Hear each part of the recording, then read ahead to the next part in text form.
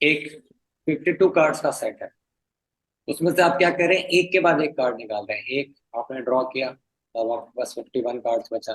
अब उसके बाद आपने एक और कार्ड ड्रॉ किया, फिर आपके पास 50 कार्ड बचा।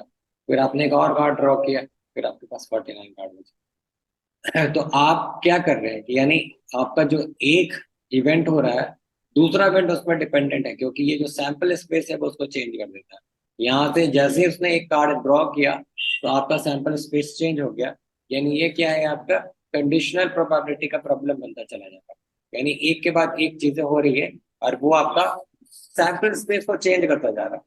तो यहाँ पे क्या हो रहा है कि three cards are draw successively without replacement, वापस डाल दिया होता तो सैंपल स्पेस ना चेंज करता है, लेकिन ये वो मैचिंग। तो what is the provided the first two cards are kings and the third card draw is release.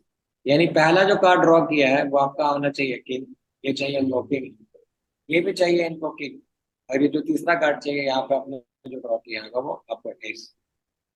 तो यानी ये जो दूसरा ड्रॉ है ये फर्स्ट ड्रॉ पे डिपेंडेंट होगा, जो तीसरा ड्रॉ है वो आपके फर्स्ट ड्रॉ पे डिपेंडेंट होगा। यानी यहाँ पे जो प्रोबेबिलिटी चल रही है हम वालों की, वो कंडीशनल प्रोबेबिलिटी चल रही है विदाउट। अगर आप देखेंगे इन टर्म्स ऑफ फॉर्मूला, तो हमको क्या कह रहा है वो, कि हमको चाहिए क्या, कि किंग चाहिए एस चाहिए।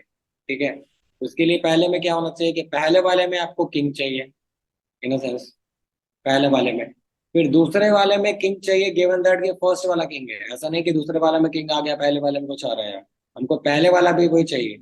फिर तीसरा क्या कंडीशन कहता है कि आपको जो पहले दो में जो है किंग आना चाहिए, किंग किंग ही आना चाहिए और एस आना चाहिए।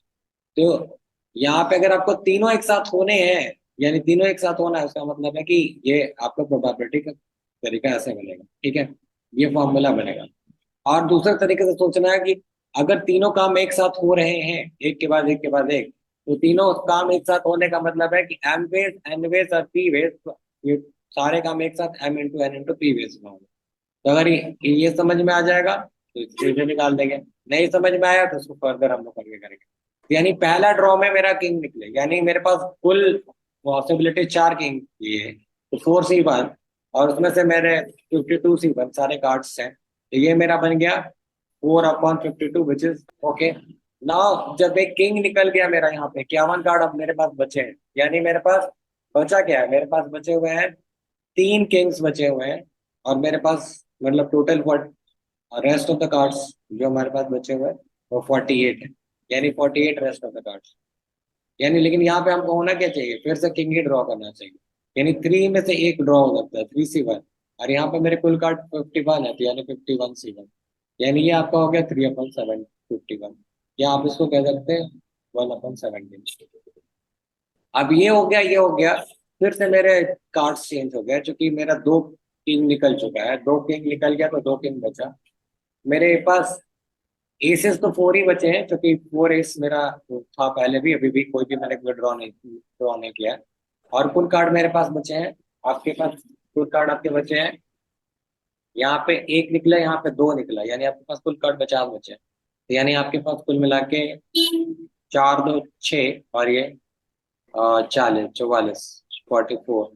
ठीक है, या फिर इन दोनों को मिला सकते हैं, क्योंकि अब हम लोग को सिर्फ एस पे काम करना है। यानी इस चार में से एक एस चाहिए, यानी 4C1।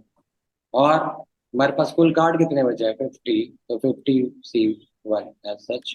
यानी ये आपको हो जाएगा 4/50। अब ये सारे इवेंट एक दूसरे पर डिपेंडेंट है, यानी पहला वाला हुआ है, उसके बाद ही दूसरा वाला हो सकता है, उसके बाद ही तीसरा वाला हो सकता है।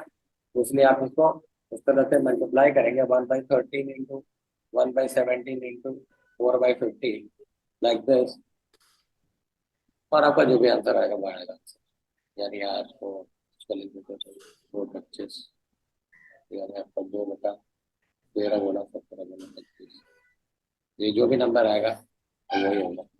और दूसरा तरीका जो प्रोडक्ट ऑफ प्रोबेबिलिटी थ्योरम क्या कहता है, कि अगर एक इवेंट दूसरे पे डिपेंडेंट है, और तीसरा इस पे डिपेंडेंट है, और चौथा इस पे डिपेंडेंट है, ऐसा चल रहा है, तो यानी आपका प्रोबेबिलिटी अगर इसका P1 है, ठीक है, अब ये इस इंडिविजुअल अग्रीमेंट की प्रोबेबिलिटी P2 है, P3 है, P4 है, तो ये क्या है कि ये इस पे डिपेंडेंट है। ठीक है, तो ये सारे चीजें एक साथ होने का प्रोबेबिलिटी हमेशा P1 into P2 into P3 into P4 होता है। यही ये आपको और P5 जितने भी बढ़ते जाएंगे।